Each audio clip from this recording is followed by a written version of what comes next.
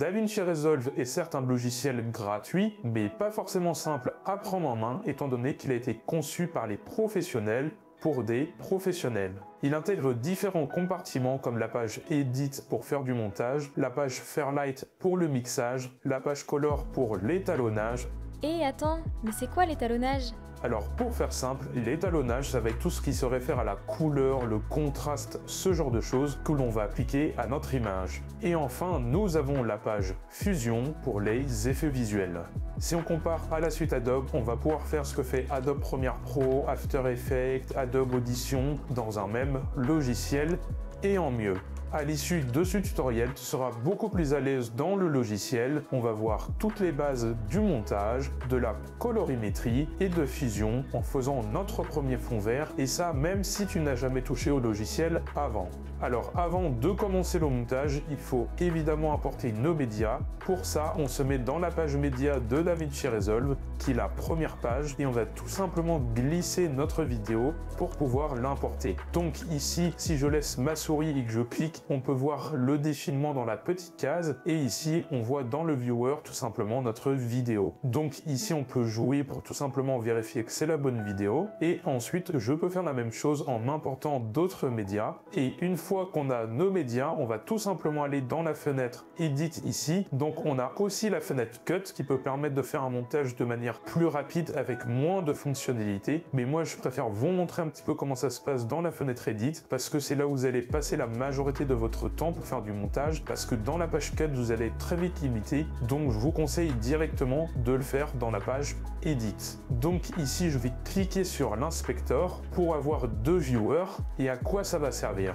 En fait, on a un viewer, on va pouvoir prévisualiser notre rush et faire un montage pour l'insérer dans notre timeline. Et ici, on a un viewer qui sert à voir ce qui est vu dans ma timeline. Donc, pour t'expliquer un petit peu l'interface, ici, on a le Media Pool. Donc, ici, on voit tous nos médias. En l'occurrence, on n'en a que 3, qui sont les 3 médias qu'on a importés juste ici dans la fenêtre Média. Et donc, ici, on a Effect. Donc, ça, on verra plus tard, mais c'est pour ajouter des effets. Ici, on a la Sound Library. Pareil, vous pouvez télécharger des librairies pour importer directement votre son. Ici, si je clique ici, ça va tout simplement agrandir la timeline sur le côté. Donc, moi, je préfère en avoir en grand comme ça. Ensuite, ici, on a cliqué dessus, on a l'inspecteur. Donc, quand il est caché, on va voir le deuxième écran. Mais si on clique dessus, on n'a rien ici, mais c'est en fait là où on va modifier nos effets. C'est-à-dire que si on a une vidéo, on va pouvoir tout simplement modifier certaines choses comme le zoom, le crop, tout un tas de paramètres que l'on verra. Donc pareil, très important. Les métadatas, ça va renseigner tout simplement les données de ton rush que tu importes. Par exemple, si c'est du 1080p, si c'est de la 4K, si c'est de la 8K, enfin tout un tas de données qui sont indiquées juste ici. Mixer, pareil, ça va être pour le son. Et le Quick Export, on va pas s'en servir étant donné que c'est comme la page Cut. Tu vas pouvoir faire un export très rapide de ta timeline, sauf que nous, on va plutôt le faire dans la page Deliver juste ici, qui est tout simplement une page qui est dédiée à l'exportation sur DaVinci Resolve et qui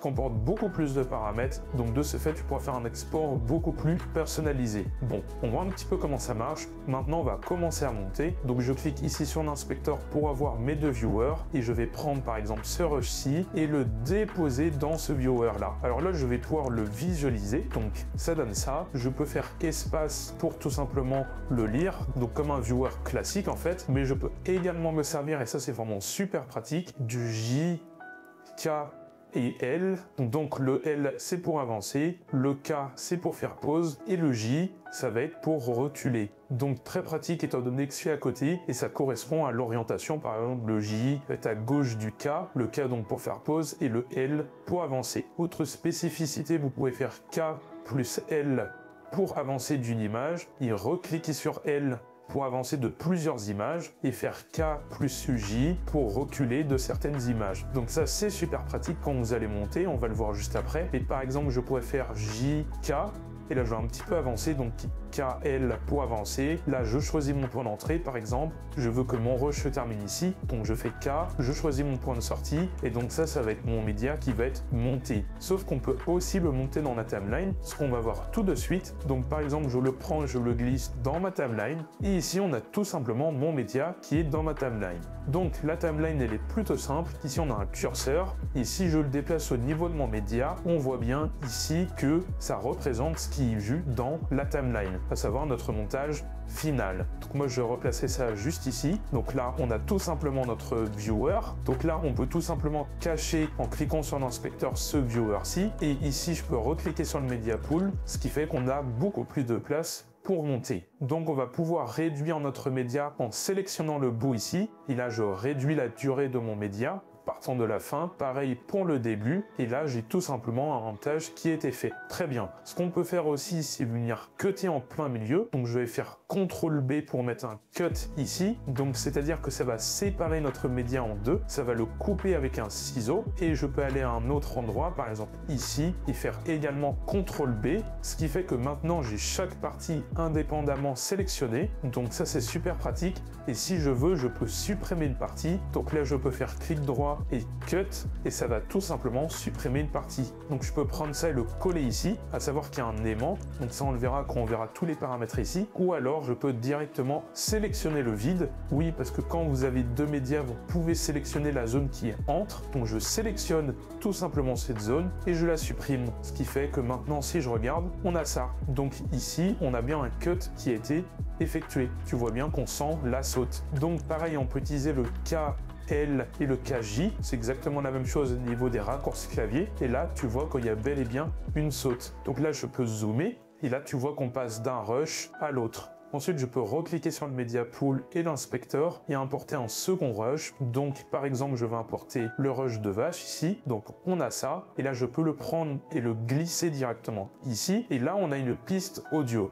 Bon, elle comporte rien cette piste audio, mais ici tout simplement ce qui va être en dessous et délimité par cette barre, ça va être la piste audio. Donc les deux sont linkés ensemble, ils sont liés, mais si on souhaite les délier pour supprimer une des deux pistes, je peux faire clic droit et cliquer ici sur Link Clips. Et là, on peut voir que maintenant je peux le sélectionner indépendamment. Donc je peux faire clic droit et cut, ce qui fait que maintenant on n'a plus de son. Donc là j'ai ça, très bien. Je peux venir tout simplement supprimer cette partie-là et là je vais pouvoir utiliser le B pour cutter, ou alors je peux le faire à la main en utilisant ici ce qu'on appelle le Blade Edit Mode. Vous voyez que ça correspond au CTRL B, donc je peux sélectionner ça et venir couper directement à la main. Bon, c'est beaucoup moins précis, donc ce que je vous conseille c'est plutôt d'utiliser le raccourci CTRL B, ça va directement couper à l'endroit où vous êtes. Donc si je veux tout simplement revenir dans ce mode-ci, soit je clique ici, ou alors soit je fais le raccourci clavier.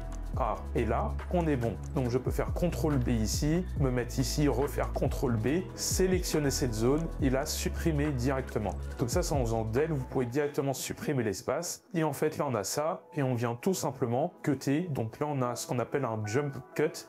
Donc ça marche plutôt bien, en tout cas ça fait ce que ça doit faire. Maintenant il a directement la possibilité aussi de monter dans ce viewer. Donc si vous faites des courts-métrages ou des films, vous allez plutôt assembler les rushs non pas dans la timeline directement, mais plutôt ici dans le viewer. Donc je sélectionne un rush, par exemple celui-ci, et je décide que ça commence par là, donc je mets un point d'entrée, donc c'est le raccourci clavier I pour input, donc c'est-à-dire que le rush va commencer à partir du moment où j'ai mis mon point I, donc input, je vais avancer, par exemple je vais faire K à ce moment-là, je vais faire KJ pour reculer et je vais mettre mon point d'output, donc de sortie, qui est le O comme output. Et donc je fais O, ce qui fait que maintenant mon média il est uniquement compris entre ça et ça, ce qui fait que le reste est supprimé et quand j'importe, ça va uniquement importer cette zone-ci. Si j'avais mis un point in ici et un point out vers la fin, et ben là, si j'importe, on voit que ça importe bien une plus grande zone. Donc je supprime ça, et ça aussi, on n'en a pas besoin. Et ce que je peux faire, c'est par exemple mettre un point in et un point out ici, et je peux me servir des différents raccourcis clavier. Donc je vais me mettre ici, par exemple, et je vais faire F12 pour directement importer mon rush. Donc ça va importer celui qui est ici, donc je vais supprimer ça. Maintenant, si je veux importer un rush et le mettre entre deux médias, par exemple ici, et que je fais F12, et ben ça va tout simplement venir se mettre au-dessus directement parce qu'il détecte qu'il y a un média à cet endroit-ci. Par contre, si je veux l'insérer pile poil entre les deux, je peux faire F9 et là, ça va automatiquement venir s'insérer entre les deux et décaler ma timeline. Donc, je refais F9 Donc là, c'est super pratique. Par contre, tu as d'autres possibilités comme faire F10. Là, il s'en fiche qu'il y a un rush. Il va tout simplement me venir par-dessus et directement le supprimer. Donc en fait, ça dépend de ce que tu as besoin de faire. Tu as la possibilité de faire F9, F10, F11 ou F12. Donc le F11, on l'a pas vu. Mais si on fait F11, il va insérer ton média jusqu'au bout de celui qui est déjà présent. Donc c'est à peu près tout à ce niveau-là. Tout ce qui est cut, montage, déjà tu vas pouvoir faire pas mal de choses. Autre chose assez important ici, c'est le snap-in,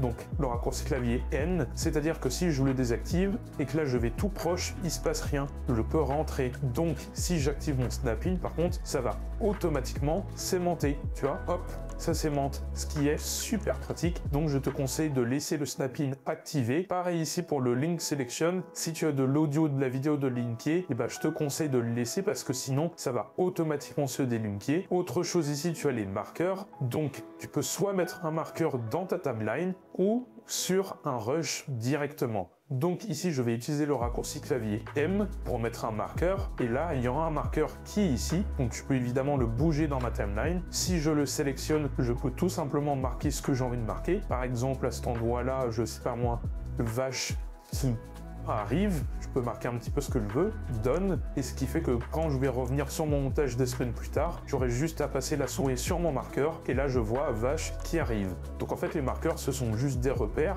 Pareil, je peux sélectionner un média et tout simplement faire M, et là j'ai directement un marqueur qui lui sera dans mon média. Donc pareil, je peux double-cliquer et marquer ce que je veux. Alors si ici je vais dans l'inspecteur, en fait il va automatiquement m'afficher les paramètres du média qui est sélectionné. Par exemple, si je sélectionne ce média-ci, tu peux voir que là si je fais un zoom, il se passe absolument rien parce que ça se passe sur ce média-ci qui est sélectionné. Moi je vais faire CTRL Z, je vais revenir sur ce média-ci et là j'ai accès à tous mes paramètres. Ok, donc le zoom, la position en X et en Y, la rotation, enfin en fait il y a tout un tas de paramètres, le flip, que ce soit vertical ou horizontal, le cropping aussi, on peut cropper à gauche, à droite, en haut, en bas, et softer tout ça, donc si je mets un peu de softness dans mon bottom, tu vois, ça va être beaucoup plus flou et moins défini, ce qui peut être assez pratique. Si j'enlève complètement la softness, que je la mets à 0, on va avoir un trait tout dur. Donc c'est selon ce que tu as envie de faire. Nous, ça ne nous intéresse pas trop. Ce qui va nous intéresser, ça va être surtout au niveau de l'animation. Donc, par exemple, ici, si je souhaite que mon image commence comme ça et qu'ensuite j'ai un zoom, ce que je peux faire, c'est mettre une clé juste ici. Donc, tout ce qui est là, ce sont les clés. Et en fait, à partir de clés, on va pouvoir faire de l'animation par keyframe. C'est-à-dire qu'il va interpoler entre deux clés. Si par exemple je suis à 1 ici, que je vais à la fin et que je suis à 2 par exemple, et bah automatiquement il va interpoler entre 1 et 2 et donc petit à petit il va zoomer. Donc c'est de l'animation classique par keyframe et donc ici si on regarde on a bel et bien deux clés, mais surtout dans mon animation ici, j'ai une courbe d'animation, on a bel et bien deux clés. Donc ici je suis à 1 et ici je suis à 2. Donc ici je vais être à 1,60, etc. etc. Donc c'est une simple courbe, mais par exemple si je me mets vers le milieu, donc admettons par ici, et que je décide de me mettre à 5, et ben là on va voir tout simplement une clé qui a 1 au début, au milieu qui a un 5, et qui revient à 2. Donc si je regarde ce qui se passe, on a un zoom, et un dézoom. Et je pourrais même revenir à 1 ici. Du coup, ça fait que on part d'ici et on revient. Sauf que là, on va avoir une animation qui est linéaire. Si on veut que ce soit un petit peu plus smooth quand ça touche, qu'on arrive toujours au même résultat, c'est-à-dire qu'ici on soit à 5 à cette frame-ci, ici qu'on soit à 1 et qu'ici on soit à 1, mais entre les deux, qu'il n'y ait pas quelque chose de linéaire, on veut que ça commence doucement et que ça décélère pour tout simplement avoir des angles un peu plus soft. Donc ici, je peux tout simplement sélectionner mes deux clés et choisir un truc beaucoup plus smooth. Pareil ici, je peux resélectionner mes deux clés et choisir un autre mode d'interpolation pour avoir quelque chose de beaucoup plus smooth comme ça. Ce qui fait que là, ça démarre doucement, ça accélère, ça ralentit un petit peu, ça redescend doucement, ça accélère pour petit à petit tout simplement ralentir beaucoup plus lentement. Et donc on aurait de l'animation beaucoup plus agréable. Ensuite, un sujet assez important aussi, ça peut être les transitions. Donc, comment faire une transition entre différents plans? Par exemple, je vais prendre ici un plan de mouton, je vais le mettre juste ici. Je vais tout simplement enlever l'audio, donc clic droit, Link Clips. Je supprime ceci et on va aller dans Effets et Vidéo, Transition. Donc ici, je vais cliquer sur l'inspecteur pour avoir ma deuxième fenêtre. Et ici, vous avez toutes les transitions. Et en laissant votre souris sur une transition, vous allez pouvoir la prévisualiser juste ici. Vous voyez? Donc avant de la mettre, on peut voir ce que ça donne, ce qui est quand même un gain de temps colossal. Donc par exemple, je vais prendre cette transition qui est fort moche, je vais la prendre et je vais la glisser juste ici, ce qui fait qu'on aura une transition entre les deux. Donc rien de compliqué à ce niveau-là. On peut agrandir la durée tout simplement de ma transition, ce qui fait que maintenant, elle sera plus lente. Ici, je peux la sélectionner et la supprimer si j'en veux plus. Et maintenant, si je veux faire un fondu au noir, on peut directement le faire ici. Donc, je me mets ici, je viens baisser tout simplement le petit curseur ici, ce qui fait que si je regarde là, on a mon plan de vache et petit à petit, ça fait un fondu au noir. Et ici, je peux tout simplement décaler ça vers la droite, ce qui fait que maintenant, hop, si je zoome, on vient de créer un fondu au noir. Donc, si je fais play, on obtient ce genre de choses. Donc pareil, ici on peut gérer la durée de notre fondu, on peut faire un fondu très long, par exemple quelque chose comme ça. Donc là, hop, c'est quand même beaucoup plus smooth. Pareil, on a la possibilité, si on veut, de mettre des clés pour alléger ou augmenter la chose. Pour le coup, on peut modifier pas mal de choses à ce niveau-là. Quelque chose qui peut être assez important pour faire du montage vidéo, c'est les accélérés, ralentis et le fait de friser une image. Donc tout ce qui est relatif à la vitesse. Alors assez simple dans DaVinci Resolve, vous sélectionnez votre média, ici je fais clic droit, Change Clip Speed, et là en fait vous avez tout simplement le pourcentage de vitesse, à savoir que quand je vais passer en dessous de 100, je vais ralentir, et au-dessus de 100, je vais accélérer. Donc ici je vous conseille de toujours cocher le Ripple Timeline, parce que si vous cochez pas le Ripple Timeline, quand vous allez tout simplement réduire la vitesse de 50%, et ben votre média elle est censé tout simplement s'agrandir de 50%. Or, il va rester au même endroit, il va quand même faire le ralenti, ce qui fait qu'il va manquer une partie de votre vidéo. Donc toujours cocher le Ripple Timeline et par exemple je vais le mettre à 200, ce qui fait qu'on aura un accéléré x2. Donc ensuite je clique sur Change et là on aura un accéléré x2. Voilà ce que ça donne. Donc on accélère notre vidéo. Je peux faire par exemple 1000, là on va encore plus accélérer et là on va voir ce genre de choses. Donc pour faire un ralenti, je peux en faire un par exemple à 50%, donc divisé par 2 en soi. Alors le problème qu'on peut avoir quand on fait des ralentis, c'est que si on tourne pas avec assez d'images par seconde, et ben on va avoir des doublons. Par exemple, cette image-ci, vous voyez que là il y en a deux même à chaque fois. Vous voyez que ça saccade. Quand on fait un ralenti qui n'a pas assez d'images par seconde, ça va tout simplement avoir un effet de saccade, ce qui fait qu'on a deux images d'affilée qui sont les mêmes. Donc pour ça, il faut tourner avec une cadence d'image plus élevée. En l'occurrence ici, ce média-ci. Donc si je fais Z, ça va directement remettre tout simplement au bon format. Donc quand on zoome, on peut directement ici faire Z, ça va fit au bon format. Et là, j'ai tout simplement ça qui était filmé, et ça a été filmé avec plus de 200 images par seconde avec un GH6, ce qui fait que je peux faire clic droit et ici faire Change Clip Speed et le mettre par exemple à 15 sans avoir de doublon d'image et d'effet saccadé. Donc normalement on est bon, rien sera saccadé. Ici je fais Play, on a bel et bien notre ralenti qui est effectué et ça marche plutôt bien.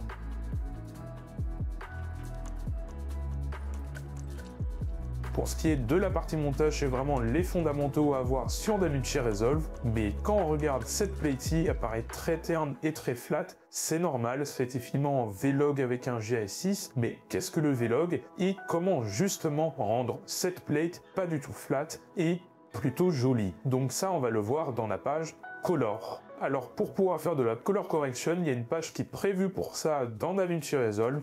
Donc on va aller dans la page Color qui est juste ici, et là elle se présente comme ça. Alors ça peut faire un petit peu peur au premier abord, parce qu'il y a vraiment plein de choses à l'écran, mais on va voir ça étape par étape. Dans un premier temps, ici, on a ce qu'on pourrait appeler le node graph, qui s'intitule node juste ici. Donc si je le désactive, on ne voit plus. Donc ça, c'est l'ensemble des nodes qui vont être traités juste ici. Et donc, c'est-à-dire que chaque opération qu'on va faire va être synthétisée par un node juste ici. Donc vous allez comprendre quand on va l'utiliser. Et pour ceux qui ont déjà utilisé des structures nodales, comme en 3D avec Houdini, ou même Blender avec le Geometry Node, Fusion, dans DaVinci Resolve également, qu'on va voir juste après, avec son système nodal, Yoke également, enfin il y a plein de logiciels dans l'infographie qui utilisent cette structure là, donc c'est vraiment important à comprendre, mais on va le voir, c'est vraiment très simple. C'est tout simplement chaque node qui correspond à une opération et ça va se faire de manière procédurale. Donc assez déroutant en premier abord, mais beaucoup plus simple par la suite et vraiment très flexible. Ensuite, ici on a notre viewer, donc c'est là où on va voir notre image. Pour l'instant, elle est toujours flat, mais justement, on va venir modifier ça. Et là, on a vraiment plein de choses. On va pas tout voir, parce que la vidéo ferait plus de 4 heures, je pense. Mais on va voir les principes de base qui vont nous permettre de faire de la color correction. Et ici, pour finir, on a tout ce qui est scope. Donc, on a la parade, le waveform, le vector scope, l'histogramme et le CIE chromaticity. Voilà, donc moi je vais me remettre en parade et donc en fait ça c'est pour visualiser les canaux rouge, vert, bleu par exemple de mon image et leur range, entre quelles valeurs ils sont situés. Donc là on peut voir si mon image est plus ou moins sombre et ça on va un petit peu mieux le comprendre quand on va venir modifier notre image. Et donc ça je dirais que c'est plutôt un indicateur scientifique de ce qu'il y a derrière vraiment votre image, parce qu'en regardant ici des fois on a l'impression qu'elle est lumineuse alors qu'elle est peut-être pas, on sait pas trop, notre œil peut faire défaut alors que ça pour le coup ça ne peut pas faire défaut. Donc ici, pour commencer, on a différentes choses, notamment la température. Donc si je bouge à ma température, en fait, c'est quelque chose d'exprimé en Kelvin. Pour ceux qui ont déjà touché une caméra, ça correspond à la balance des blancs, en fait. Donc plus je vais descendre, plus on va avoir quelque chose de bleuté, et plus je vais augmenter, plus on va avoir quelque chose de chaud. Voilà, tout simplement. Moi, je vais remettre à 0 pour le moment. Ici, c'est tout simplement votre teinte. Voilà, si vous voulez changer de teinte. Ici, on va retrouver le contraste. Donc là, on va retrouver un petit peu de contraste dans notre image. Ici, pareil, on a le pivot, mais on va pas s'en servir pour le moment. Pareil pour mid et detail. Et là, ce qui va être important, vraiment très important en colorimétrie et en grading, ça va être tout ce qui est lift, gamma, gain et offset. Attends, je suis un peu perdue. C'est quoi la différence entre le lift, le gamma, le gain et l'offset ?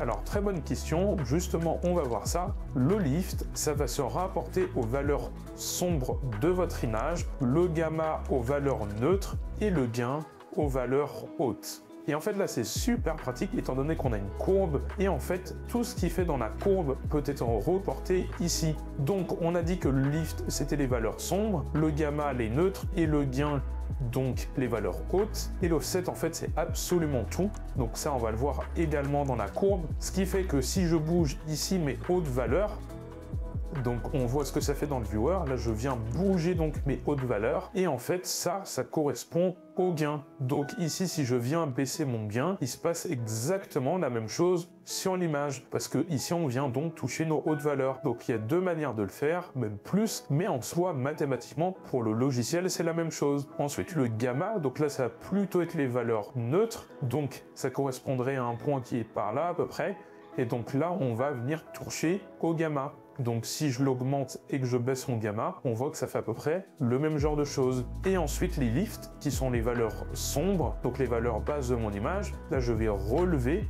Et donc si je relève ici ce petit point qui est tout simplement à 0, donc les valeurs sombres, et ça fait le même genre d'effet. Donc en fait tout ce qui fait ici peut être reporté dans une courbe. Donc il y en a qui préfèrent le faire avec une courbe et d'autres qui préfèrent le faire plutôt ici. Donc ça c'est au choix. C'est comme dans Nuke, certains préfèrent le faire avec un grade et d'autres avec un color lookup. C'est exactement la même chose. Mais par exemple si j'augmente mon gain, regardez ce qui se passe ici dans le scope. Donc là ça va être assez intéressant. Vous voyez la façon dont ça monte. Et en fait quand je vais venir jouer donc avec cette courbe, vous voyez que ça monte exactement de la même manière, ce qui se produit la même chose. Pareil pour les lifts, vous voyez que plus on augmente les lifts, plus ça augmente, mais plus entre les hautes et les basses lumières, ça va venir se resserrer. Voilà, et à la fin, ça devient quasiment plat. Donc si j'augmente les lifts juste ici, vous voyez que ça fait exactement la même chose. Et pareil pour le gamma, donc ça vient un petit peu resserrer et augmenter. Donc c'est un peu entre les deux, donc ça correspond à ceci. Voilà, donc ça j'espère que c'est assez clair, parce que pour le coup c'est vraiment très important, et c'est pas seulement pour DaVinci Resolve, mais c'est exactement la même chose dans tous les logiciels. Dès qu'on va parler de colorimétrie, c'est un concept qui reste vraiment très important. Donc lift, les basses lumières, gamma, les zones un peu neutres, et le gain, les hautes lumières, tout simplement. Et donc ici, vous voyez comment ça se fait dans une courbe. Donc quand on touche les hautes lumières, ça va surtout affecter le haut, et petit à petit, ça va moins affecter du coup les hautes lumières. Pareil pour le lift, et pareil pour le gamma. Ok, très bien. Donc moi je vais remettre juste ça à son paramètre de base en cliquant juste ici, et on va venir un petit peu modifier notre image. Donc intéressons-nous juste à la structure nodale 2 petites secondes. En fait, dans DaVinci Resolve, ce qu'on va souvent faire, c'est qu'on va faire un node par opération. C'est-à-dire on va faire un node, on va réajuster le contraste, un node, on va réajuster la saturation, un node, on va réajuster, je sais pas moi, la luminance, etc., etc. Donc ici, ce que je peux faire, c'est faire Alt-S pour créer un autre node, et ce que j'aime bien faire généralement, c'est laisser le premier neutre, donc ça c'est un choix, faites un petit peu comme vous voulez, et je sélectionne ce nœud, et maintenant tout ce qui se passe, et ben ça va être uniquement dans ce nœud. C'est-à-dire que si j'augmente ça et je baisse ça, et ben ça va se faire uniquement dans ce nœud. Ce qui fait que si je désactive ce nœud, donc je vais faire CTRL-D pour le désactiver, et ben c'est comme si on n'avait rien. Donc dans ce nœud j'ai ça, je peux recréer un nœud, et je vais par exemple beaucoup saturer, ok, et par exemple aussi changer un peu la couleur, ce qui fait que il se passe ça dans ce nœud et il se passe ça dans ce nœud. Donc je peux réactiver seulement celui-ci, et là je peux réactiver seulement le contraste. Mais en fait ça va être super pratique, donc c'est pour ça qu'il faut faire chaque opération dans un nœud plutôt que toutes les opérations dans un seul nœud. C'est quand même beaucoup plus pratique, comme ça vous pouvez désactiver certaines choses. Admettons que vous dites mon contraste il est pas bon, bah, on sait que le contraste par exemple ça va être celui-ci, je vais le désactiver. Là vous dites peut-être que le contraste c'était bon, j'ai réactivé le contraste, mais je vais désactiver toutes mes color correction orange, et là je garde le contraste. Donc c'est plutôt maniable, et c'est pour ça que le nodal est préféré généralement en production, parce que c'est beaucoup plus maniable et logique. Donc moi je vais tout supprimer ça, et je vais recréer un nœud en faisant Alt-S. Donc je pars de 0, donc ici j'ai mon nœud, donc on n'a pas besoin que cette structure soit forcément plus grande, et je vais créer un second nœud, ce que j'aime bien commencer mes corrections dans le second nœud, comme ça c'est ma base. Donc je sélectionne ce second nœud, je fais clic droit, et là je fais node label, ce qui fait que je peux écrire quelque chose juste ici. Donc ce nœud ça va être le contraste, hop, ici à l'anglaise, et je vais venir justement modifier le contraste. Alors on avait dit que pour le lift gamma et gain on avait la représentation juste ici, et bien en fait c'est pareil pour le contraste. Il y a un petit peu deux familles, ceux qui aiment jouer directement avec le contraste comme ça, ou alors vous pouvez avoir plus de contrôle si vous le faites avec une courbe, vu que vous pouvez déterminer à quel point on va augmenter le contraste tout simplement dans certaines zones. Parce que qu'est-ce que le contraste? En fait, plus vous allez contraster, plus vous allez tout simplement éloigner les basses et les hautes lumières. Donc pour ça, un moyen de contraster, ça peut être de faire une courbe en S, pour ceux qui connaissent. Donc ici je vais mettre un point, je vais augmenter ce point, et ici je vais mettre un point, et je vais le baisser. Et de cette manière, on va pouvoir contraster. Sauf qu'on va avoir beaucoup plus de contrôle, vu que là, je peux le mettre plus vers là, je peux le rapprocher plus vers là. Et de cette manière, en faisant une courbe en S et en choisissant où sont vos points, vous allez beaucoup plus facilement choisir le contraste. Donc ici, je peux rapprocher. Donc là, on va avoir vraiment des très hautes lumières. Ou alors, si vous préférez et que vous n'avez pas envie de vous prendre la tête, vous augmentez le contraste ici. Par contre, vous ne pouvez pas choisir où sont vos points. En fait, il va automatiquement mettre des points, par exemple, à 0,75 et à 0,25. Donc, vous n'avez pas de contrôle dessus. Mais si on veut le faire d'une manière rapide, on peut directement augmenter mon contraste ici. Voilà. Bon, moi, je vais plutôt le faire avec la courbe. Donc, on va faire quelque chose comme ça et quelque chose comme ça. Voilà, quand même plus contrasté. Voilà. Augmenter le lift, donc un peu baisser les lifts, jouer un petit peu avec le gamma, augmenter le gain très largement, et venir rapprocher ça pour avoir quelque chose comme ça, augmenter un petit peu le gamma. Voilà, ça me paraît quand même fort contrasté, peut-être un petit peu augmenter ça. Voilà, et là ça me paraît plutôt bien. Donc si je fais CTRL-D avant-après, il y a quand même une nette différence. Ensuite, je vais pouvoir faire Alt-S pour faire un autre node. Dans ce node, je vais aussi le renommer dans mon node label, par exemple, saturation, voilà. Et là, je vais tout simplement venir un petit peu changer ma saturation pour resaturer légèrement. Et je vais créer un autre nœud en refaisant Alt-S. Donc ici, je peux agrandir ma zone de node. Ok, donc ça va s'adapter ici. Donc, hop, voilà. Et là, je peux renommer dans mon node label, par exemple, White Balance, donc WB, pour être plus rapide. Donc c'est la balance des blancs. Et là, je vais pouvoir mettre dans ce nœud s'il est bien sélectionné, une balance des blancs. Donc ici, je vais mettre quelque chose d'un petit peu plus chaud. Voilà, ça va être un petit peu plus chaleureux. Et là, si on désactive la balance des blancs, on voit la différence.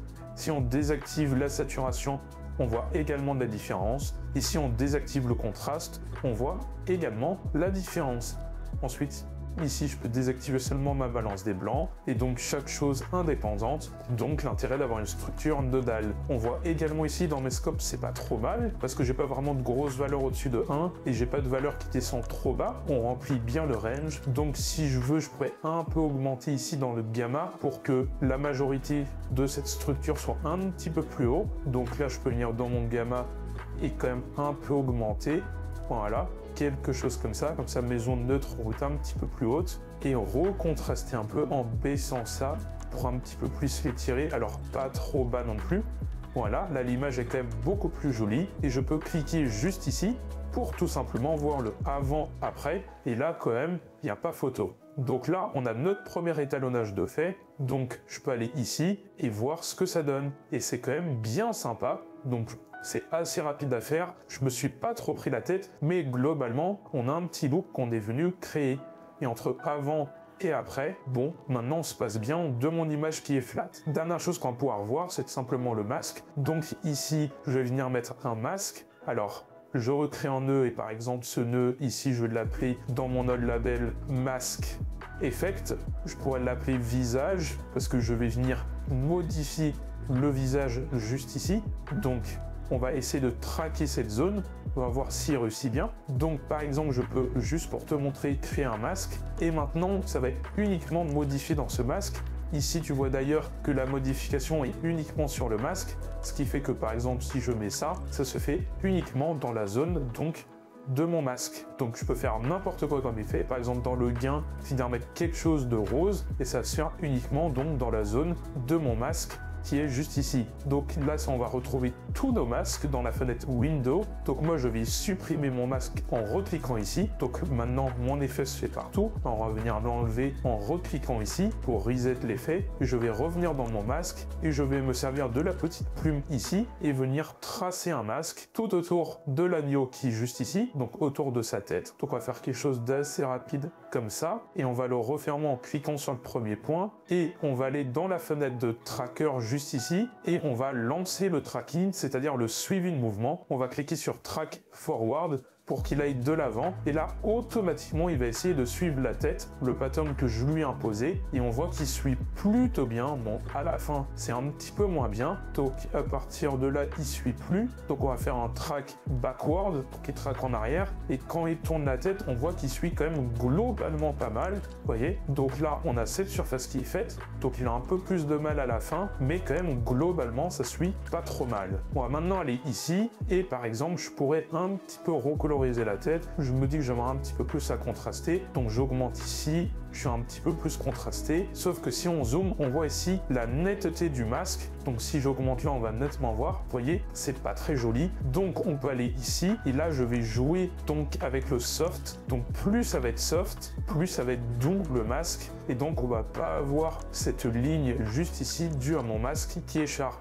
Donc on vient flouter mon masque, ici je retourne ici, c'est quand même bien plus agréable. Donc je vais baisser ça bien évidemment, on va l'augmenter comme ça, et venir faire quelque chose comme ça. Donc là il est beaucoup plus contrasté au niveau du visage, ici je fais avant, après, ça me semble un peu mieux. Pareil, on pourrait un petit peu le resaturer pour qu'il ressorte un petit peu plus, et là c'est quand même nettement mieux. Donc avant, après, et donc si on regarde en mouvement, ça marche pas trop mal étant donné que le masque suit le mouvement. Pour voir que c'est un petit peu perfectible à la fin, mais globalement on a un effet qui marche bien. Donc avant, après, avec toutes mes corrections. Maintenant, ça met rapidement d'application ce qu'on vient de voir sur ce rush-ci, qui est pareil filmé en vlog. Donc évidemment, il faudrait le passer pour ceux qui connaissent en Rec 709, ce genre de choses. Là, c'est pas quelque chose qu'on va faire. Le but, c'est de découvrir un petit peu la page et ce qu'on peut faire avec. Mais dans la logique des choses, on devrait travailler avec du Rec 709. On va pas rentrer dans ces concepts-ci dans cette vidéo. Mais pour ceux que ça intéresse, n'hésitez pas à le manifester en commentaire si vous voulez des vidéos sur la partie color de DaVinci Resolve.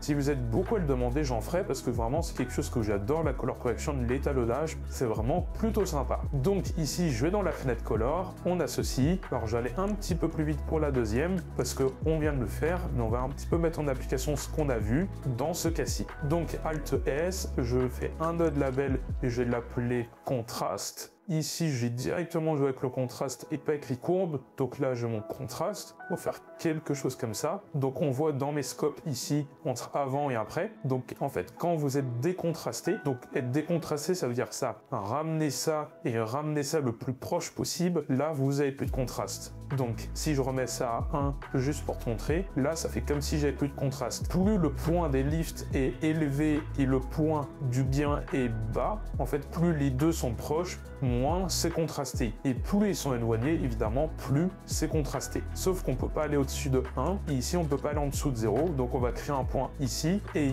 ici pour justement créer ce contraste, pour les éloigner. Donc de cette manière, on va pouvoir créer du contraste, et là ça marche quand même plutôt bien. Donc moi je vais reset ceci et le faire directement ici, voilà. Donc là j'ai mon contraste, on est content. Alors quelque chose comme ça, et je vais recréer un node, donc Alt S, jouer avec la saturation. Donc ici node label, je l'appelle sat, et je vais légèrement resaturer un petit peu, voilà, quelque chose comme ça. Donc pour l'instant on passe de ça à ça, et au niveau de sa tête, surtout le côté gauche, j'aimerais qu'il soit un petit peu moins lumineux, qu'on sente un petit peu moins la source de lumière qui vient de la gauche, surtout au niveau du front. Donc on pourrait faire un masque qu'on traque. Autre chose qu'on pourrait faire, à voir si ça marche, c'est tout simplement ici de choisir une couleur ou une intensité. Donc là je pourrais utiliser le picker, à voir si ça marche bien dans ce cas-ci, et sélectionner la tête. Et en fait en cliquant juste ici dans les highlights, je vais pouvoir ce qui a été sélectionné par le masque. Donc ici je peux cleaner le black pour avoir moins de choses. On voit qu'il isole assez bien la tête. Cleaner le white,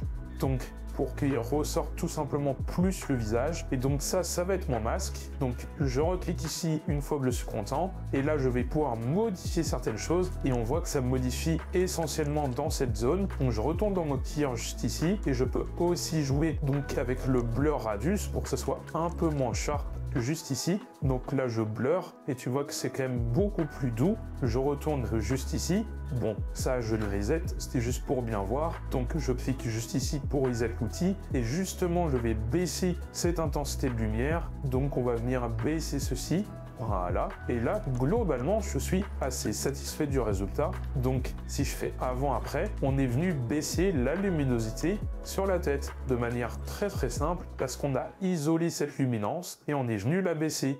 Et c'est aussi ça l'étalonnage, c'est corriger des choses que l'on veut, à savoir pas avoir de source de lumière, et globalement le résultat est là. Donc voilà, c'est tout pour notre color correction sur DaVinci Resolve. Dernière chose à faire avant de passer dans la partie fusion, c'est d'exporter notre lutte. Pourquoi? Parce que en fait, dès qu'on va aller dans fusion juste ici, là on n'a plus du tout accès à notre color correction, et ça c'est normal parce que nous on va venir faire du compositing sur quelque chose qui n'a pas de color correction. Donc très important, dans la partie color correction ici, il va falloir exporter cette lutte, l'importer dans fusion en tant que visualisation pour pouvoir faire du compositing avec la visualisation du look final qu'on aura. Donc très simple, ici je vais faire clic droit et je vais tout simplement exporter ma lutte en faisant generate lutte, et je vais cliquer par exemple sur 33 points cube et je vais tout simplement mettre la lutte dans mon dossier. Et donc j'enregistre cette lutte-ci, et ensuite je vais pouvoir l'importer parce que maintenant elle est dans mes fichiers, donc je vais pouvoir l'importer tout simplement dans Fusion.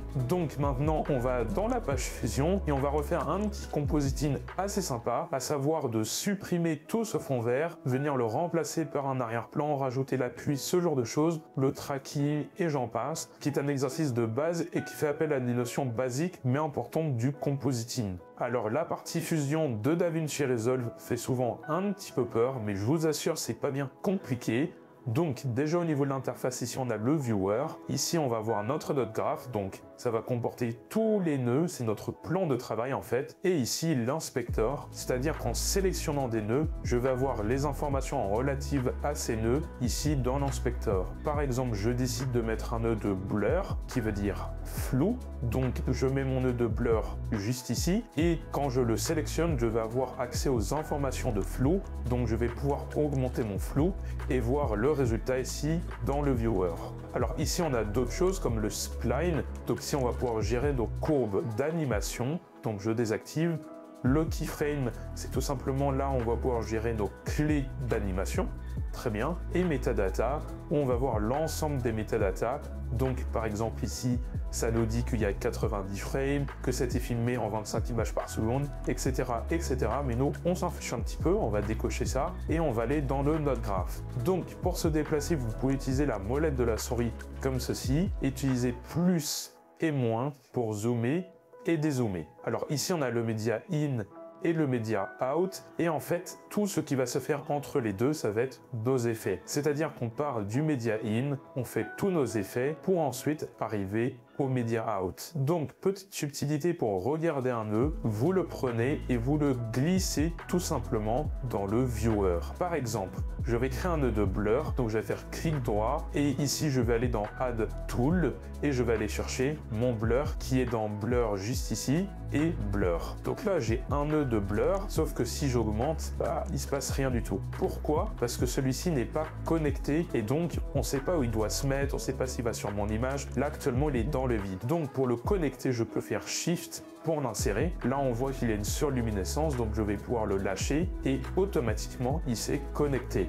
Donc on part de cette image-ci, donc je vais la visualiser. Ensuite on a un flou et donc on arrive à cette image-ci qui est mon image floutée. Alors ici il n'y a pas de flou parce que notre flou est à 0. Donc si je sélectionne mon blur, j'ai accès aux informations ici, notamment le blur size pour augmenter le flou. Donc là j'augmente le flou, ce qui fait qu'on part de cette image-ci, ensuite c'est flouté et on arrive à cette image-ci. Donc mon image floutée. Donc, pour regarder un node, soit vous le prenez et vous le glissez, ou alors vous cliquez ici sur le petit point blanc, là il n'y a rien. Si je prends mon blur et je clique sur ce petit point blanc ici, on voit ce que ça nous donne. Et en fait, il y a deux points ici, parce qu'il y a deux viewers. C'est juste que l'autre viewer, on ne le voit pas, je peux le décaler. Et donc ici, si je clique sur ce petit onglet, on peut décider d'avoir un ou deux viewers. Donc par exemple, je peux prendre celui-ci et venir le glisser à gauche, ce qui fait qu'on voit mon petit point blanc sur mon viewer de gauche et ici mon blur sur mon viewer de droite. Donc là, rien de compliqué, on voit le petit point qui est à gauche et l'autre petit point qui est à droite. Très bien, moi je vais désactiver ça. Et donc ce que je vais faire maintenant, c'est à la suite de mon blur mettre un node de color corrector. Donc je pourrais aller dans Add Tool et dans les colors ici le chercher. Donc ici, c'est nos différents nœuds dans Fusion. Mais ce que je peux faire pour être plus rapide, si on connaît le nœud, c'est de faire Shift espace. Et là, je peux directement taper le nœud que je souhaite mettre. Donc si je barre le Color Corrector, il va automatiquement se mettre dans le vide. Et je peux faire Shift pour l'insérer juste après. Ou alors, quelque chose que je peux faire, c'est sélectionner le dernier nœud, qui est le blur. Et en fait, si je le sélectionne et que je mets un autre nœud, il va automatiquement se connecter à la suite. Donc je vais à un Color Corrector. Et là, automatiquement, il se connecte à la suite. Donc ici, j'ai mon color corrector et les infos relatives à mon color corrector. Donc par exemple, je peux mettre quelque chose de rouge et là, on ne voit rien. Pourquoi? Parce que je ne le regarde pas. Là, je regarde mon blur. Donc, pour regarder mon color corrector, je le sélectionne et je le glisse juste ici. Et là, on voit bien que ma modification a été faite. Bon, là, c'est complètement rouge. Je peux mettre quelque chose d'un petit peu vert. Je peux un petit peu contraster, par exemple. Et donc, ce qui se passe ici, c'est que j'ai mon media in. Ensuite, je viens le blurrer. J'en fais de la color correction. Et donc, mon media out en ressort mon résultat final. Mais ce qui est vraiment pratique avec le nodal, c'est que là, j'ai fait par exemple de la color correction. Et après coup, je me dis, c'est un petit peu trop flou. Pas grave, je peux revenir sur mon blur et venir baisser l'intensité de mon blur. Et voilà.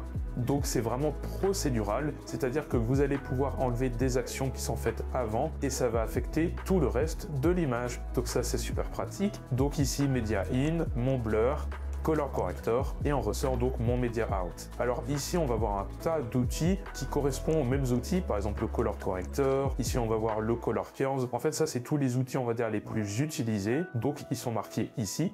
Pourquoi pas, mais moi généralement je préfère désactiver cette barre, donc on peut aller dans Fusion et ici Show Toolbar, on peut la désactiver, comme ça on a un peu plus d'espace. Et par exemple maintenant à la suite donc de mon Color Corrector, je peux faire Shift espace, mettre un Transform, je mets mon Transform, je le regarde et mon Transform c'est tout ce qui va être relatif donc aux transformations, Rotate, Scale et Translate. Donc je peux augmenter la size, donc ça c'est du scale, je peux venir bouger ici et venir faire par exemple une petite rotation. Voilà, on va avoir quelque chose comme ça. Donc on part de mon media in, on a un blur, un color corrector et donc mon transform. Si si on souhaite par exemple désactiver un nœud, par exemple mon color corrector, ce qui donne la couleur verte, on peut faire CTRL P pour désactiver un nœud, tout simplement, et CTRL P donc pour le réactiver. Donc voilà comment le nodal fonctionne. On va avoir des opérations qui vont s'imbriquer après les autres et chaque node va avoir un effet particulier. Donc je vais supprimer ceci et je vais te montrer quelque chose, c'est comment assembler des médias ensemble. Donc je vais faire Shift espace et je vais mettre un node background, ok, je vais le regarder, et pour ceux qui connaissent After Effects, ça correspond au solide, et ceux qui connaissent Nuke, ça correspond au constant. Et ceux qui connaissent aucun des deux, bah, en fait c'est tout simplement une couleur unie, rien de plus. Donc ici je peux choisir de mettre du rouge par exemple, et je vais faire un deuxième background où je vais mettre par exemple du jaune. Donc ici, je mets mon background et là je vais mettre par exemple du jaune. Donc ça, c'est du jaune. Et donc d'un côté, j'ai du rouge et de l'autre, j'ai du jaune. Très bien. Sauf que comment on va assembler ces images ensemble? Et bien pour ça, il y a un nœud très important dans le système nodal qui est le nœud de merge. Donc pour merger des éléments ensemble. Parce qu'en fait, dans le logiciel de calque, comme Photoshop ou n'importe quel logiciel de montage d'ailleurs, ce qui va être au-dessus, et ben ça sera au-dessus dans l'image. Sauf que où est mon nœud, ça a peu d'importance. C'est un peu comme une carte mentale. Ce qui va être important, c'est la façon dont on va connecter les nœuds. Donc je vais mettre un nœud de merge, comme ceci, à pas confondre avec le merge 3D, qui est la même chose, mais pour la 3D. Donc ici, on a différentes entrées. On a une entrée jaune qui est l'entrée background, on a une entrée verte qui est l'entrée foreground, et on a une entrée bleue qui est l'entrée masque. Donc, admettons que j'ai envie que le rouge soit devant le jaune, et ben on va connecter à l'entrée verte qui est l'entrée foreground, qui veut dire devant. Donc ici, je connecte en foreground et ceci, je le connecte en background. Ce qui fait que ceci va être devant ceci quand je regarde mon résultat. Là, on voit bel et bien que le rouge est devant. Et si je descends le blend, c'est-à-dire l'opacité du merge, on voit derrière le jaune apparaître, tout simplement. Donc ceci. Alors ça va vraiment être important. Donc ici, on a le rouge, le jaune, on regarde ça, on a du rouge, parce que ici, le vert est en entrée foreground, et ici, le jaune est en entrée background. Donc, je peux faire CTRL T pour tout simplement inverser les entrées, et là, tu vois que le jaune passe devant. Une autre entrée qu'on a, c'est l'entrée masque. Donc ici, je vais pouvoir, par exemple, chercher un masque de polygone, et venir tracer un masque, comme ceci. Voilà, et je vais le connecter en entrée masque, et là, regardons ce qu'il se passe. Donc, on a dit que ceci était devant et que ceci était derrière. Et si je regarde ça, c'est bien ce qui se passe. Le rouge est bel et bien devant, mais uniquement dans l'entrée masque. Donc ça, c'est un masque, ce qui va faire que maintenant le rouge est devant, mais uniquement dans le masque que j'ai dessiné. Donc, si j'inverse ici, en faisant CTRL T, c'est pareil. Maintenant, l'entrée jaune est devant, mais uniquement dans le masque que je lui ai imposé. Donc voilà, pas grand chose d'autre à savoir par rapport au merge, excepté les modes de fusion. Donc ici, on va voir différents modes de fusion. On va pas tous les voir, mais ça peut être utile, comme le screen, par exemple, qui va faire A plus B, ou 1 plus 2, ou foreground plus background. On va voir le multiply. Donc évidemment, ça va pas donner le même résultat. Donc le multiply ici, super pratique, qu'on va faire un tas de choses, notamment du key-in, enfin. Mais globalement, on va déjà rester sur cette base pour pouvoir composer notre premier shot, à savoir celui-ci. Donc la première chose à faire ici va être d'enlever mon fond vert. Pour ça, il y a différents nœuds dans Fusion, notamment le Delta Keyer. Donc je vais mettre un nœud de Delta Keyer juste ici, et je vais par exemple le connecter ici, le regarder, et ici je vais pouvoir, à l'aide de la pipette, tout simplement la sélectionner et venir supprimer ma couleur verte. Donc ici, je vais faire quelque chose comme ça, et si je regarde l'alpha, donc ici je peux cliquer ici et aller dans alpha, ce qui fait que j'ai un masque en noir et blanc, et je vois donc ce qui a été supprimé. Ce qui est noir, c'est ce qui est supprimé, et ce qui est blanc, c'est ce qui est gardé. Ici, on peut largement améliorer, donc là, il y a des trous, on peut voir qu'ici, il y a un petit peu de noir, donc pour ça, je peux aller dans le mate, et ici, un petit peu jouer avec le threshold, donc là, je vais remonter le low, donc les basses valeurs, pour supprimer un petit peu plus de fond vert, quelque chose comme ça, et là je vais remonter ici pour justement venir combler ce trou ici dans le high. Donc les hautes lumières, je vais les augmenter, ce qui fait que maintenant, si je regarde, j'ai plus de trou et c'est quand même assez propre. Très bien, donc je vais refaire A, donc on obtient ça. Ici on a un checkerboard, moi j'aime pas trop, donc je peux cliquer ici et désactiver le checker underlay, ce qui fait que maintenant on a quelque chose de noir, donc ce qui est supprimé est noir, sauf qu'on va voir quelques petits soucis. Donc mon fond vert, je peux l'enlever, pas de souci avec le Delta Keyer, sauf que ce qui est en dehors de mon fond vert, et bah ça va être compliqué à enlever. Donc toute cette zone c'est bon, mais le reste j'ai envie de supprimer. Pour ça je peux mettre un nœud de polygone, tout simplement, et venir dessiner une zone, par exemple cette zone-ci, et essayer d'enlever d'ailleurs mon tracker en même temps. Donc on va voir à quoi sert cette croix ici. Donc je vais connecter comme ça, venir supprimer ça, et en fait ça va automatiquement s'animer dans le temps. Par exemple je me mets ici, là je peux un petit peu ramener ça, et là automatiquement ça va créer une clé. Vous voyez qu'ici il y a une clé blanche qui s'est mise, donc je peux me mettre ici, ramener un petit peu et venir animer ceci. Donc là il y a des clés qui se créent, pareil ici je peux quand même ramener un petit peu, et donc je vais animer mon node de polygone. Donc hop, on va faire quelque chose d'assez rapide quand même. Donc là, on est content, on a plein de clés, donc on essaye un petit peu d'ajuster ça, mais normalement, ça devrait pas trop mal marcher, on ne devrait pas avoir trop de problèmes. Donc ici, on peut peut-être un petit peu rapprocher, pareil ici, et globalement, maintenant, on a notre première auto qui est faite. Alors ici, si on va dans Keyframe, d'ailleurs, on peut voir ici toutes nos clés, et on peut changer la position de nos clés. Par exemple, cette clé, si je veux qu'elle soit plus tard, je peux la modifier, et tu vois que ici, ça va se modifier. Donc, si je modifie cette clé, tu vois qu'elle bouge juste ici. Ça, c'est si tu as besoin de modifier tout simplement tes clés. Moi, pas besoin, je vais tout simplement désactiver le keyframe, et là, on est bon. Sauf que faire de ce masque? Ici, j'ai mon Delta Keyer, et j'aimerais supprimer tout ce qui est en dehors. Pour ça, je vais faire clic droit et venir lâcher sur le Delta Keyer et connecter en GarbageMate. Alors là, ça fait exactement l'inverse. Ça va supprimer ce qui est à l'intérieur du masque. Pour ça, pas de souci. Dans mon polygone, je clique ici sur Invert pour inverser. Et là, ça va supprimer tout ce qui est à l'extérieur. Et là, ça marche vraiment plutôt bien. Donc, je peux mettre un Soft Edge parce que ici, c'est un petit peu dur, vous voyez. Donc, j'augmente le Soft Edge qui est tout simplement le flou de mon masque. Voilà, donc pas trop évidemment, mais quelque chose comme ça. Et là, ça sera déjà un petit peu mieux. Donc, on a ça, c'est-à-dire notre fond vert qui est enlevé. Maintenant, il nous faut un fond. Donc moi, j'importe un fond de mes médias, donc j'ai ceci. Alors ce que je peux faire, c'est venir le merger pour voir ce que ça donne. Je vais mettre un nœud de merge et je vais dire que ceci est devant. Donc ce qui est devant, c'est mon entrée verte.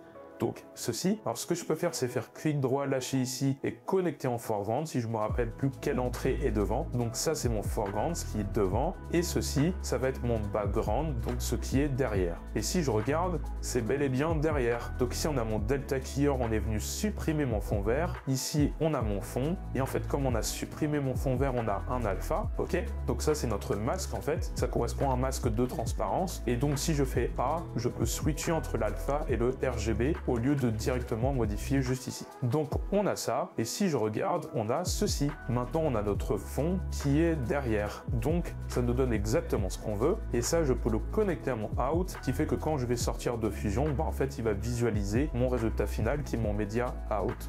Comme ceci. Donc là, on a quelques problèmes. Si je fais play, on va en voir un gros. C'est qu'il y a un mouvement de caméra, alors que mon fond, lui, il est statique. Et pour ça, on va faire une étape qui s'appelle le tracking, c'est-à-dire que l'on va traquer des éléments et appliquer tout simplement ces mouvements sur l'arrière-plan. Ok, donc là, qu'est-ce qu'on peut traquer? Et ben en fait, on va avoir un marqueur pour ça, qui est un marqueur de tracking, pour qu'on traque plus facilement un élément. Ça peut être un petit peu chiant avec la pluie, mais ça va pas trop nous déranger. Donc, ce que je vais faire, c'est mettre un nœud de sharpen, ce qui peut un peu nous aider. Je connecte mon nœud de sharpen à mon media in, donc je vais décaler un petit peu ça. Je mets mon nœud de sharpen, et je peux augmenter ici, si je clique dessus, le mount, donc ça va être plus sharp. Et en fait, ce sera plus facile pour le logiciel de traquer. Donc, à la suite de mon sharpen, je peux donc mettre un nœud de tracker. Alors, j'ai peut-être été un petit peu fort avec mon sharpen, on va un peu le diminuer. Et ici, dans mon nœud de tracker, je vais tout simplement prendre mon tracker, le placer à un endroit qu'on peut traquer, par exemple celui-ci, mettre un autre point, venir le mettre juste ici par exemple, et je vais lancer le tracking.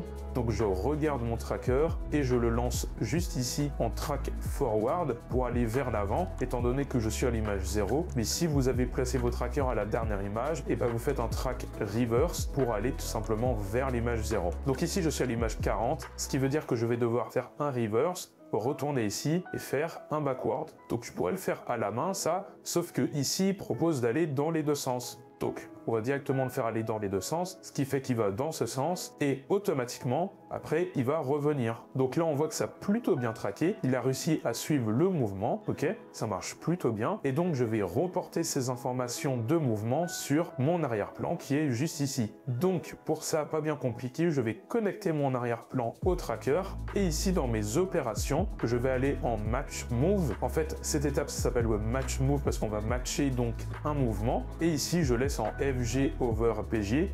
Donc FG c'est ce qui est connecté tout simplement en entrée verte, et donc ici si je fais play, on va bel et bien avoir mon mouvement de caméra qui s'applique sur l'arrière-plan. Sauf qu'on va avoir un petit problème, c'est que l'on va voir mon arrière-plan apparaître juste derrière, c'est-à-dire ceci. Pourquoi? Parce qu'on a une image et on va venir la décaler, ce qui fait que derrière va réapparaître mon arrière-plan. Donc pour ça, sur mon Media In, je vais pouvoir mettre un 2 de transform et je vais pouvoir augmenter sa taille, et donc là on va avoir de l'information hors champ à utiliser, ce qui fait que maintenant on n'aura pas trop de problèmes. À part un petit peu en haut, on voit ici réapparaître des choses, donc je peux encore zoomer, donc quelque chose comme ça, et là on devrait être plutôt tranquille. Ensuite, donc, je vais connecter mon tracker au merge, donc comme ceci, ce qui fait que dans l'idée, j'ai ceci. Je viens zoomer pour avoir assez d'informations. Ensuite, je viens faire mon tracking, donc j'ai ceci. Et ce résultat-là, je viens le connecter à mon merge où j'ai inséré donc mon delta keyer. Donc c'est comme ça que fonctionne le nodal. Et de cette manière-là, vous allez pouvoir absolument tout faire. Donc le tracking n'est pas parfait, on a quelques petits trucs qui sautent, mais globalement, on a réussi à récupérer le mouvement de caméra. Très bien, donc ça c'est vraiment la base du nodal, à savoir que si on voudrait faire un truc plus propre, on devrait plutôt faire un despill sur tout simplement notre fond vert et venir insérer mon alpha, mais bon, on va pas se prendre la tête avec ça pour le moment, sachant que j'ai fait une formation de surfusion vraiment très complète, où justement on va aller loin et voir des techniques professionnelles pour avoir un fond vert réaliste, faire des effets de look development où je fais bouger tout simplement un système solaire à l'aide de displays, où je fais un effet de Superman où je vais enlever le fond vert, venir faire un arrière-plan, merger les sols, faire un effet de laser, voir en profondeur le système de particules de fusion, enfin vraiment plein de choses à ce niveau-là. Donc si jamais la formation fusion t'intéresse, tu as le lien dans la description, c'est fait par un professionnel de l'industrie, donc je t'invite à aller cliquer sur le lien dans la description. Tu as un petit questionnaire qui te prend 2 minutes à répondre si jamais la formation sur fusion t'intéresse. Donc ici on pourrait encore améliorer mon shot. Par exemple, je peux rajouter de la pluie. Par exemple, si on regarde notre image, je vais avoir de la pluie, alors que sur ce média-ci, c'est une image fixe où il n'y a pas de pluie. Donc je vais pouvoir importer ma pluie comme ceci, sauf que là je l'importe et on n'en voit que à partir d'ici. Donc on va pouvoir décaler mon média dans le temps. Donc je sélectionne mon média in, je vais aller ici dans keyframe et là je vais décaler ce média-ci vers la gauche, ce qui fait qu'il va démarrer naturellement plus tôt, et donc je vais me mettre à un moment où il y a beaucoup de pluie pour que ça m'intéresse, par exemple ceci, et là il pleut beaucoup, ok. Donc ce que je peux faire, c'est recliquer sur keyframe et je vais venir insérer donc ma pluie avant le tracking, même avant le transform, ce qui fait que je vais avoir ça, je vais venir insérer ma pluie, ensuite tout ça va se traquer et va se mettre en arrière-plan. Très bien. Donc ma pluie, je peux l'insérer à l'aide d'un nœud de merge. Je vais venir mettre mon merge ici, et ceci j'ai envie que ce soit devant, donc en entrée verte. Et ici j'ai quelques problèmes. Donc on va se mettre au niveau de mon merge, c'est que là ça prend toute la place, alors que quand je merge, ça prend pas toute la place. Pourquoi? Parce qu'on n'a pas la même résolution. Ici je suis en 1280 par 720, alors qu'ici je suis en 1920 par 1080. Donc pour ça je vais mettre un nœud de resize, et là automatiquement il va se mettre au format du projet, donc en 1920 par 1080. Ce qui fait que ici je suis en 720p et maintenant je suis bel et bien en 1080p. Donc si je regarde maintenant, il n'y a plus de différence. Sauf que ici, si je vais dans mon merge et que je désactive mon blend, et ben on peut voir apparaître derrière mon image. Donc nous on veut que ça soit devant, mais uniquement les gouttes. Donc ce qu'on peut faire, c'est assez simple, c'est utiliser une opération mathématique de screen.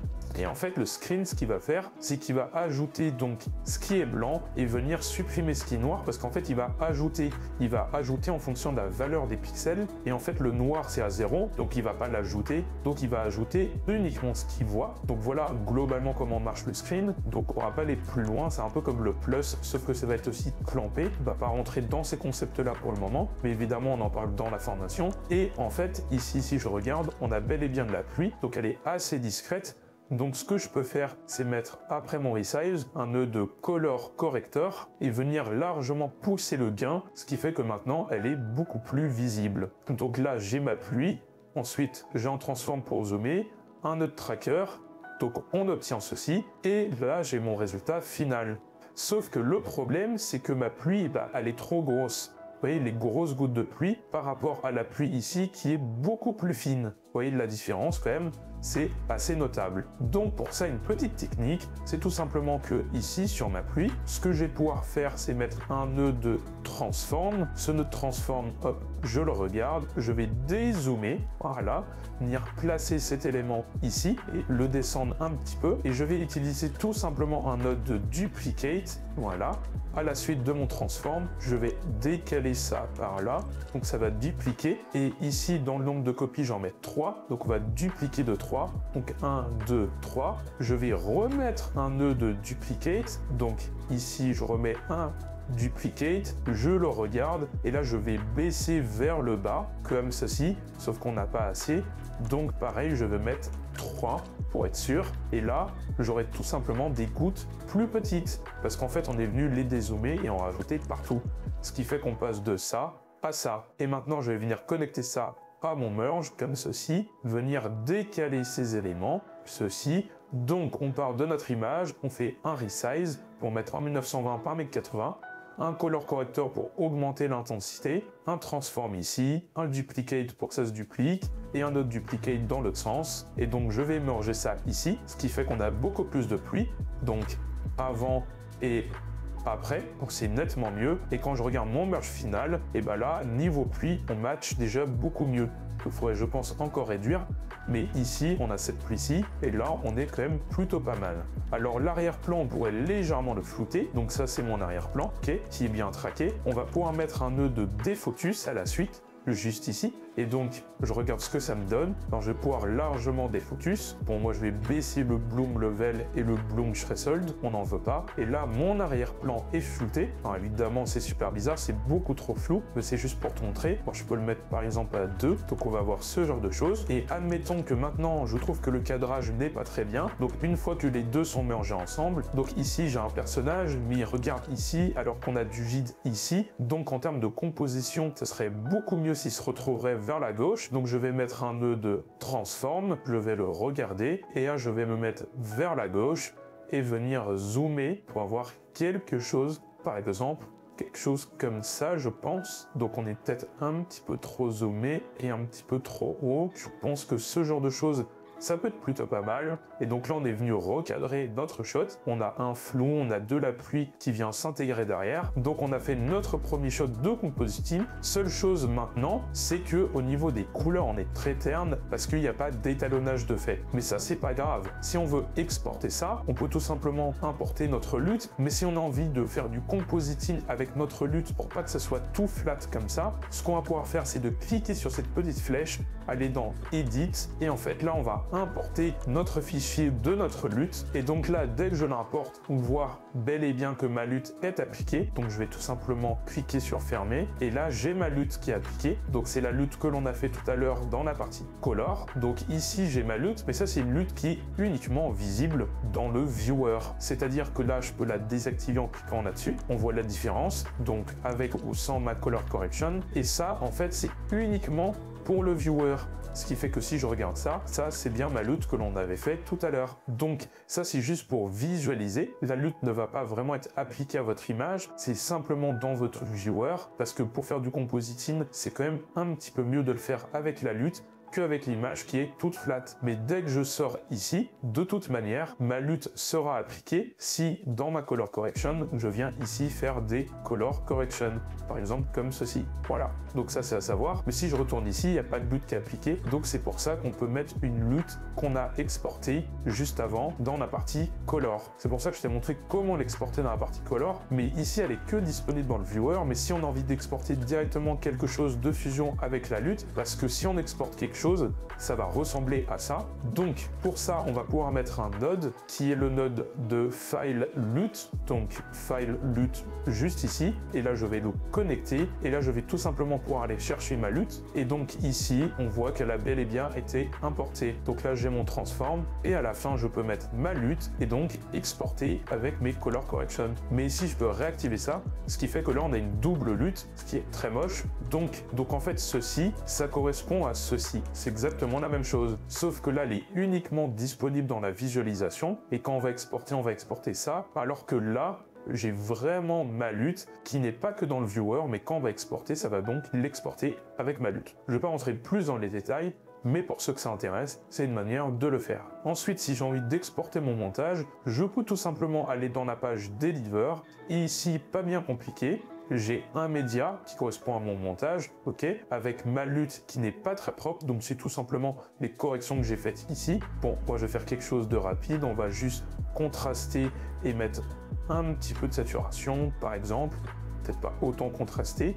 Voilà, ce qui fait qu'on voit avec ou sans mes effets. Donc ça c'est mon rush de base et ça c'est avec tout ce qu'on a fait. Je vais retourner dans la page Deliver qui est tout simplement la page pour exporter. Et ici, je vais pouvoir choisir le nom tout simplement de mon export. Par exemple, tuto DaVinci. Ici, ma location, c'est tout simplement le dossier où je souhaite rendre. Ici, on va avoir le format. Donc, si on veut que ce soit du MP4, du QuickTime, du PNG. Donc, c'est comme vous voulez. Par exemple, je vais mettre du MP4 en H264. Ici, on va choisir la résolution. Et en fait, ce qui est entre le in et le out, c'est ce qui va rendre. Donc, tu peux voir ce qui va rendre. Ça va être cette zone-ci. Donc, 24 images par seconde. On vérifie bien que dans l'audio, tout est coché. Et à partir de ce moment-là, je peux cliquer sur Add to Render Queue. Et ici, je vais tout simplement l'ajouter donc à ma file d'attente de rendu et je vais cliquer sur Render All pour le rendre. Ici, mon rendu est en train de s'effectuer, donc c'est plutôt rapide. Et là, normalement, vous avez votre rendu qui est fait dans vos dossiers. Donc voilà, j'espère que cette vidéo t'aura aidé. Si c'est le cas, n'hésite pas à la partager, à t'abonner bien sûr. Et si tu as la moindre question, surtout,